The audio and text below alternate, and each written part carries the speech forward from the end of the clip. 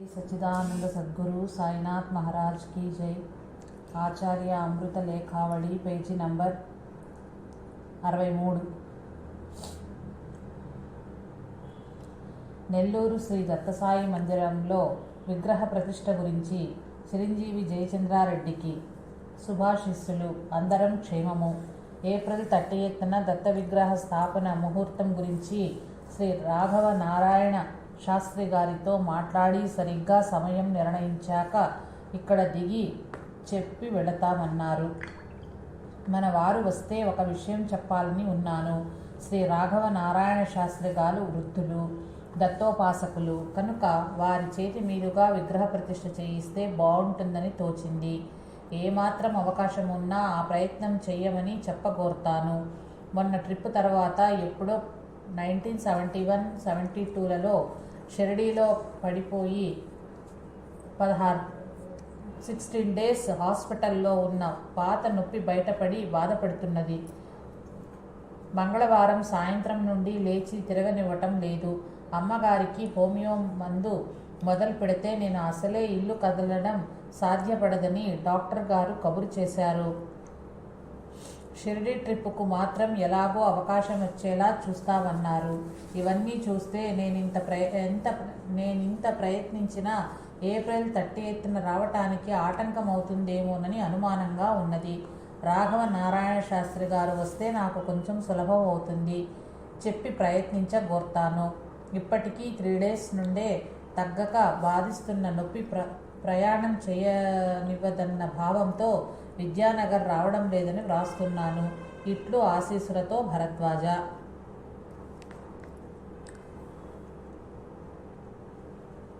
వెంగళరావు నగర్లో సాయిబాబా గుడికి నిర్ణయించిన స్థలాన్ని చూశాక రిజిస్టర్ కమిటీ ఏర్పాటు చేయమని మాస్టర్ గారు సలహా ఇచ్చారు। అందుకు అసలు వ్యక్తి అంగీకరించకపోగా శ్రీ మాస్టర్ గారు రాసిన ఉత్తరము।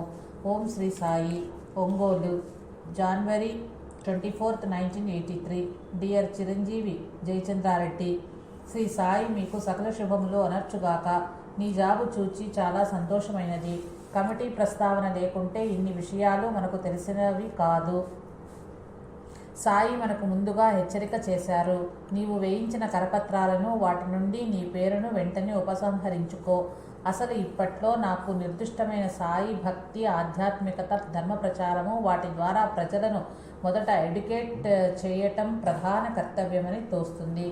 ఇది రాళ్లతో సిమెంటుతోనూ కట్టిన అశాశ్వత మందిరాలైతే అట్టి ప్రచారం ద్వారా జరిగే సత్సంస్కరణ హృదయాలని దేవాలయాలుగా మలచటం కదా, అది శాశ్వతం।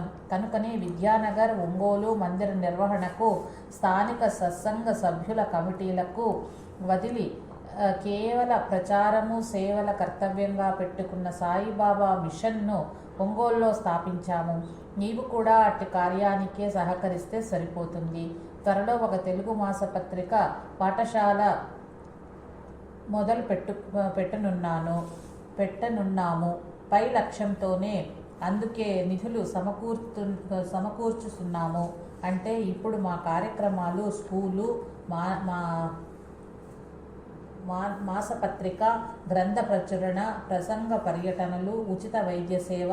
పై లక్ష్యం కొరకు ఎవ్వరినీ పీడించనవసరం లేదంటే అందరి సహకారము ఈ ప్రతి కార్యాన్ని ఉండేటట్లు ప్రచార నిధి, పత్రిక చందాలు, గ్రంథములు సప్లై చేయటము పునాదిగా తీసుకుంటున్నాము। నీవు సోదరుడు రామ్ గోపాల్ SBI మొదలైన మిత్రులు కలిసి చేయవలసినది। ఇందుకుగా మీరు 2-3 విధాల దోహదం చెయ్యవచ్చు। లక్ష్మీపురం సాయి మందిరంలో ప్రతి గురువారము జరిగే సత్సంగ భజనలలో సాధ్యమైనంత వరకు పాల్గొంటూ దానిని బలిష్టం చేసి సాయి ప్రచారం చెయ్యటం। 2.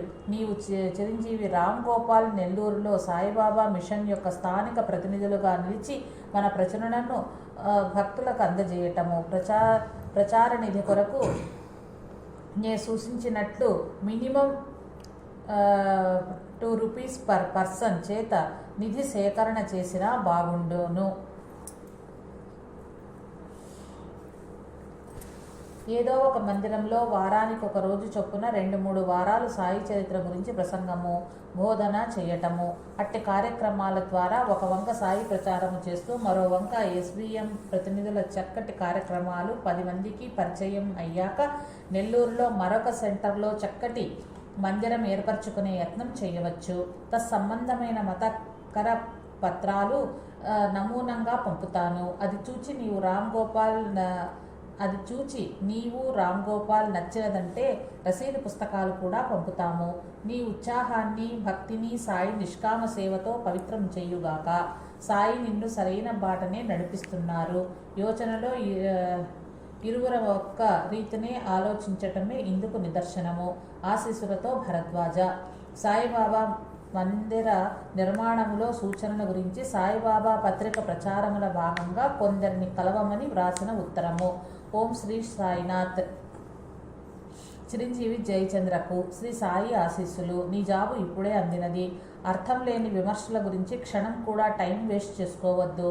అవి కలుషిత సమాజంలో సహజం కాకుంటే ఏ కార్యక్రమం చేసినా ఎవరికి సంశయించిన రీతిన జాగ్రత్తలు తీసుకుంటూ ఉండాలి.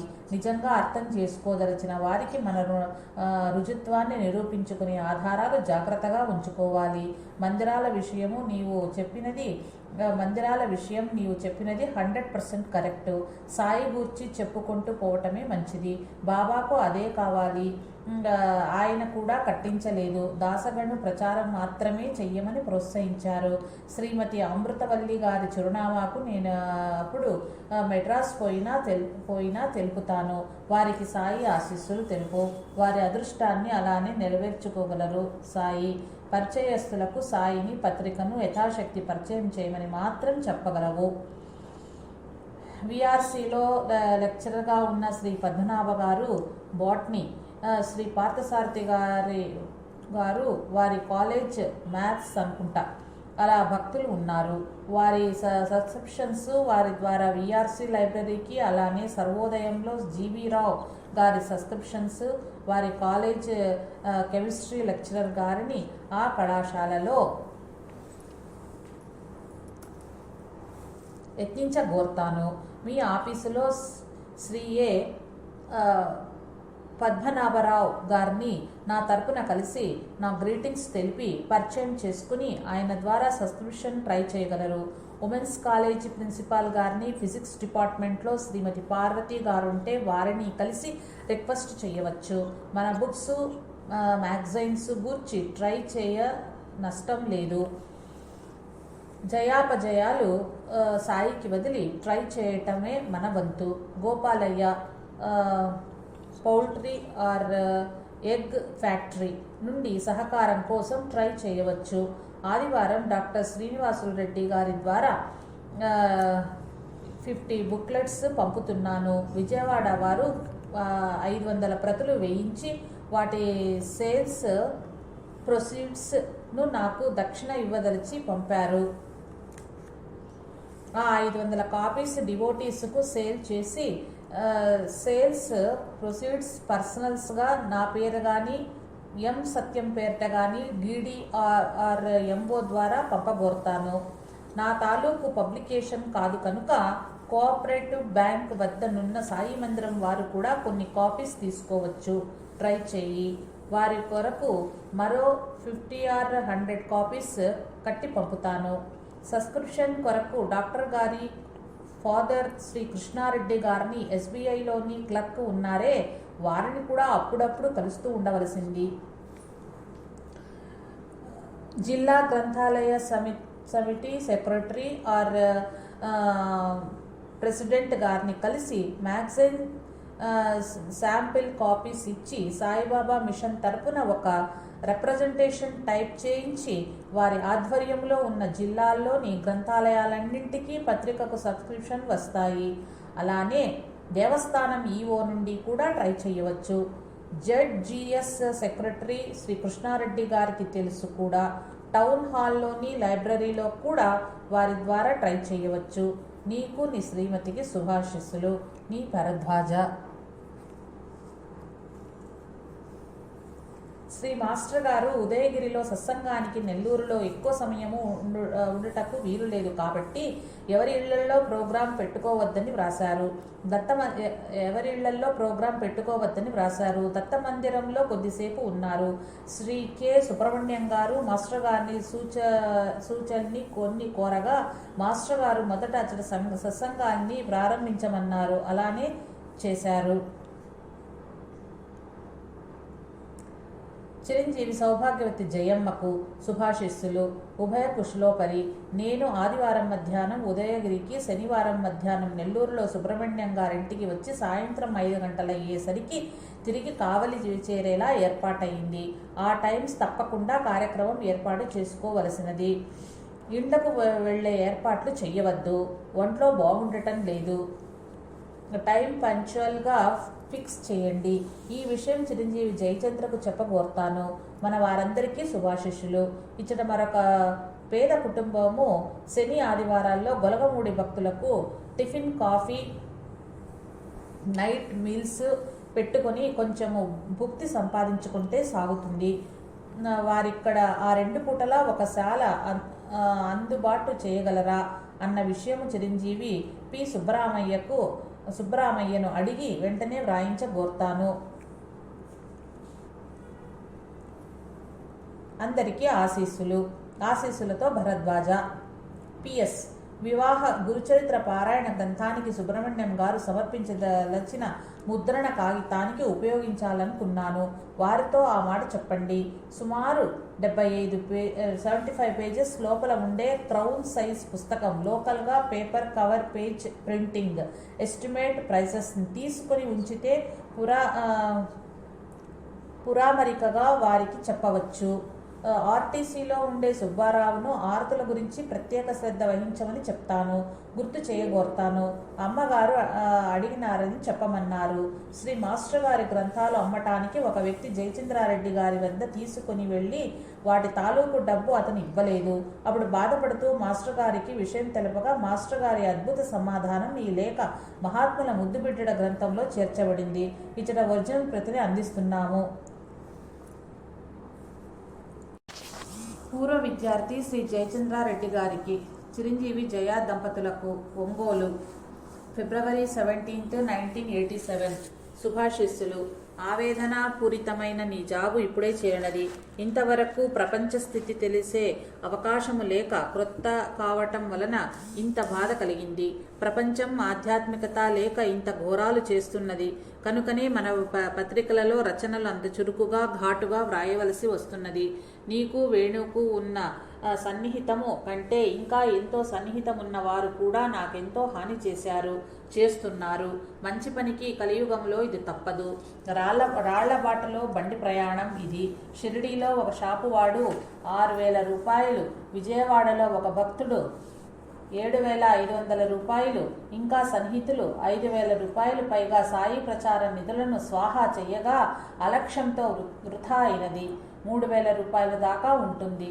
ఇది కాక పర్సనల్ మనీ మొత్తం 20 సంవత్సరాలలో ఇలాగే పోగొట్టుకున్నది 32,000 రూపాయలు దాకా ఉంటుందని ఒక భక్తుడు లెక్క రాసి ఇచ్చాడు. ఇలాంటి ఎన్నో బిట్టర్ ఎక్స్పీరియన్సెస్ వల్లనే బుక్ షాప్స్కు ఇవ్వకుండా పర్సనల్గా డివోటీస్ ద్వారానే సేల్ నిశ్చయమైనది. ఇప్పుడు కొంత మేలు మన పరిస్థితుల్లో కనుక అనుభవంతో ప్రపంచపు రీతులు చూచుకుంటూ వీలైనంత వరకు ముళ్ళబాటలో లాగా ప్రతి అడుగులోనూ నేర్చుకుంటూ నడవాలి. అలానే నేను మనవారు నడుస్తున్నారు. ఇక అసూయలు, నిందలు జీవితంలో తప్పవు. ధర్మబద్ధమైన జీవితానికి అసలే తప్పవు. నాకెన్ని వచ్చాయో చూస్తున్నావు కదా, కానీ అవి మనకేమీ హాని చెయ్యలేవు కనుక పట్టించుకొనకూడదు. దీనినే కృష్ణుడు మానా అవమానాలతో సమానుడై బుద్ధితో ధర్మం ఆచరించు అన్నది. ఈ నిందలు బాధల రూపంలో మన కర్మదోషాలెన్నో క్షయమవుతాయి. కనుకనే సేవ ఇన్ని ఇబ్బందుల్ని ఎదుర్కొంటూ చేస్తున్నప్పుడు జీవితంలో ఇతర వ్యక్తిగతమైన ఇబ్బందులు చాలా వరకు తగ్గిపోతున్నాయి. ఈ బాధలు చూచి సేవ నిలిపితే ఈ సేవ వలన వచ్చే బాధలు తగ్గినా ఆ తరువాత కానీ అంతకంటే అధికంగా కానీ పర్సనల్ ప్రాబ్లమ్స్, లాసెస్ ఉంటాయి. ఉంటున్నాయి. ఇలాంటివి నా జీవితంలో సాటి భక్తుల జీవితాలలోనూ చిరకాలం చూచాకనే నాకు ఒక నిశ్చయం కలిగింది. కష్టమైన, సుఖమైన, నిందైనా, మంచైనా ఎక్కడ ఉన్నా కర్మఫలంగా ఏదో రూపంలో వస్తూనే ఉంటుంది. అది ఎలాగూ తప్పుకోలేము. పర్సనల్గా వచ్చినప్పుడు మనకు అవి ఏ విధంగానూ ఉపయోగపడవు. సాయి సేవలో అయితే అది సాధనంగా ఉపకరిస్తుంది. విత్తుపాతి పెడితేనే మొక్క వచ్చేది. తల్లి ప్రసవ వేదన పడితేనే బిడ్డ జన్మించేది.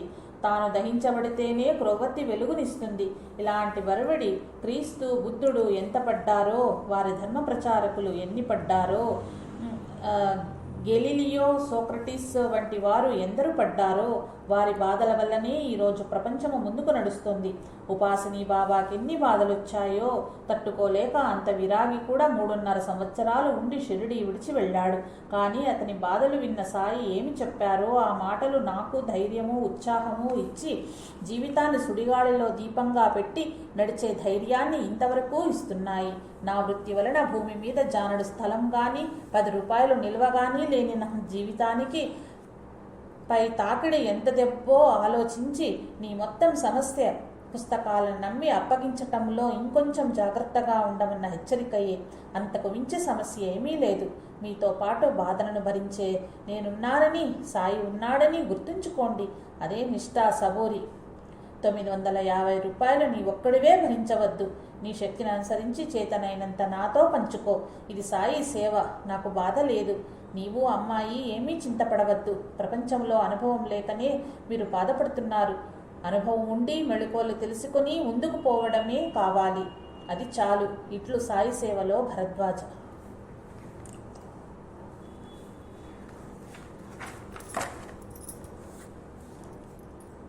మాస్టర్ గారికి సిహెచ్ శ్రీనివాసుల రెడ్డి, నాకు ఒక ఆధ్యాత్మిక సమస్య, ఒక లౌకిక సమస్య ఏర్పడ్డాయి. వాటికి సమాధానం ఇతర మహాత్ముల వద్ద నుండి, పుస్తకాల నుండి లభించవచ్చు. కానీ నాకు తృప్తి ఉండదు. స్వయంగా మీ దగ్గరనే వినాలని ఉంది. ఎందుకో మిమ్మల్ని బాగా చూడాలనిపిస్తుంది. మీరు ఎప్పుడు రమ్మంటే అప్పుడు 4 రోజులు సెలవు పెట్టి వచ్చేస్తాను అని ఉత్తరం రాయగా మాస్టర్ గారు ఇచ్చిన సమాధానం: వీరు పూర్వ విద్యార్థి, ప్రస్తుతం సత్యవేడులో చిత్తూరు జిల్లా ప్రభుత్వ కళాశాలలో పనిచేస్తున్నారు. వీరు అల్లా వెలిగించిన దీపం గ్రంథకర్త. ఒంగోలు, మార్చి 1, 1989. చిరంజీవికి శుభాశిస్సులు. నేను తరచుగా పర్యటనలో ఉన్నాను. ఇది శ్రీరామనవమి వరకు ఇలా సాగుతాయి. ఏప్రిల్ 15, 16 తర్వాత విరామంగా ఇక్కడే ఉంటాను. అప్పుడు వస్తే తెరిపిగా మాట్లాడవచ్చు. ఈలోగా కొద్ది రోజులు ఇక్కడ ఉన్న పర్యటనలప్పుడు ఇక్కడ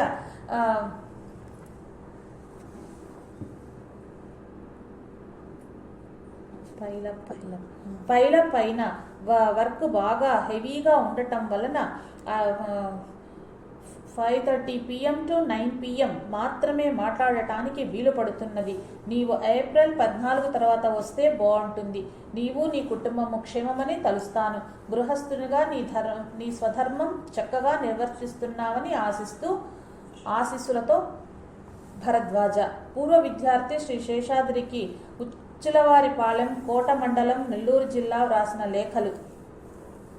ఒంగోలు, నవంబర్ 19, 1988. చిరంజీవి శేషుకు శుభాశిష్యులు. జాబు చేరినది. అందరం క్షేమము. నాన్నగారు క్షేమమని తలుస్తాను. నమస్కారములు చెప్పు. నారాయణ ఎలా ఉన్నాడు? నిర్మల పిల్లలు క్షేమమేనా? ఆశీస్సులు చెప్పు. విద్యానగర్లో ధుని ప్రతిష్టాపన డిసెంబర్ 15 నాటికి ఫిక్స్ చెయ్యమని చిరంజీవి కృష్ణయ్య శెట్టి చెప్పాడని చిరంజీవి విజయభాస్కర్ రాసిన జాబు చేరినది. మనసు చరిత్ర పారాయణతో ఉత్తేజితమైతే కళ్ళు తెరుచుకొని బాబా రూపాన్ని చూస్తుంటే ఆయన స్థితి, వైరాగ్యము, గురుభక్తి, భక్తులపై ప్రేమ, ఆయన జీవిత విధానము లాంటివే గుర్తుకు వస్తాయి. ఇతరములు వచ్చినా ఏమీ ఆవేదన చెందకుండా మనలో సాయిపై మనసు పెట్టుకోవటానికి పటం కేసి చూస్తూ ఆయన భావాన్ని చూడ ఎత్తిస్తుంటే మనసు అసలు చెదరటం చాలా వరకు తగ్గిపోతుంది. అభ్యాసంతో ఇతర ఆలోచన రావటమే తగ్గిపోతాయి. కొన్ని రోజులు చేసి చూస్తే తెలుస్తుంది. అయితే ఆధ్యాత్మికత మీద ఒక మినిమం లెవెల్కైనా ప్రీతి కలిగి ప్రాపంచిక జీవితంలో అత్యవసరం కాని వాటి పట్ల కుతూహలం తగ్గితే ఏ సాధన ఉపకరించదు. మూర్ఖించే సాధన టెక్నిక్స్ మాత్రం అవలంబిస్తే అంతకు ముందున్న బలహీనతలు మరింత తీవ్రమై భ్రష్టు పడతాయి. చిత్తశుద్ధితో వివేచించటం నేరుస్తే కానీ అలాంటి బలహీనతలు తొలగి ఆధ్యాత్మికతకు ప్రీతి ఆ మినిమం లెవెల్కు రాదు. ఆధ్యాత్మికత ముసుగులో వ్యక్తిగతమైన భావాలు బలీయమవుతుంది. ఇప్పుడు చెలరేగుతున్న భేదాలన్నింటికీ అవే కారణం. వాటిని చూస్తూ తటస్థంగా ఉండటం చేతనైనా కూడా వాటిని నిర్మూలించి అవగాహన మెరుగయ్యేలా చెయ్యకపోవటమే. ఎంత స్తబ్దతలో ఏ వ్యక్తికైనా అంత ఆసక్తి గౌరవము లేవనడానికి గుర్తు. మనస్సు శుద్ధి అయిన కొద్దీ అన్ని జీవులలో సాయి ఉండటం గురించి ధ్యానం కుదురుతుంది. మనందరిలో నేను అన్న భావమే అనుభవమే మన నిజతత్వం. అది దేహాలన్నీ విధాలుగా ఉన్న నేను ఆ అనుభవం అందరికీ ఒకలాగే ఉంటుంది. అదే బాబా యొక్క నిజతత్వం కనుక ఆ విధంగా అన్ని రూపాలలోనూ గుర్తుంచుకోవాలి. చిత్తం లౌకికంగా ఉంటే అది మందగించి మలినంగా ఉంటుంది. అప్పుడు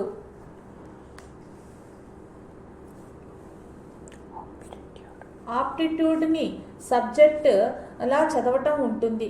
ఈ ధ్యానం చెయ్యాలన్నా అది పవిత్రమైన కొద్దీ ఇలాంటి సూక్ష్మమైన సాధనా పద్ధతులు సులభమవుతుంది. దుని ఒకసారి పెట్టాలి. అలాంటి గ్యారంటీ ఉండబట్టే డిసెంబర్ 15కు దుని స్థాపనకు ఏర్పాటు చేస్తున్నాను. ఆశీస్సులతో భరద్వాజ. ఓం సాయిరామ్. ఒంగోల్, జనవరి 29, 1988. చిరంజీవి ఆశీస్సులు. అందరం క్షేమము. చిరంజీవి భాస్కర్ ఫ్యామిలీ నిన్న వచ్చారు. అందరం క్షేమమని తెలిసింది. కమల ఫ్యామిలీ కులాసానా. నాన్నగారు ఆరోగ్యమని తలుస్తాను. అడిగానని చెప్పు. పొలం పనులు ఎద్దడి లేనప్పుడు వీలు చుచ్చుకొని మందిరంలో సత్సంగానికి వెళ్తుండవలసినది. నిన్ననే గాణగాపూర్, షిరడి ఎక్సెట్రా పర్యటించి దుని తెచ్చాము. అక్కడ కూడా స్థాపిస్తే మందిరం ఎంతో వృద్ధిలోకి వస్తుందని, మనం చేస్తున్న మార్పులు అవసరమని శ్రీ శివనేశన్ కూడా అన్నారు. సాయి మనం నడిపిస్తున్న మాట అక్షరాల నిజము. ఆ విషయం వారన్నారు. ఆత్మీయత నిష్కంగా పరస్పర విశ్వాసాలతో మనమంతా కృషి చేయగలగటం ఒక్కటే మన వంతు. అందుకు కూడా ఆయన ఆశీస్సులు కావాలి కదా. అందుకు మన హృదయ ద్వారాలు తెరిచి ఉంచుకోవాలి. అదే సత్సంగము, పారాయణం ప్రయోజనము. ఆశీస్సులతో భరద్వాజ.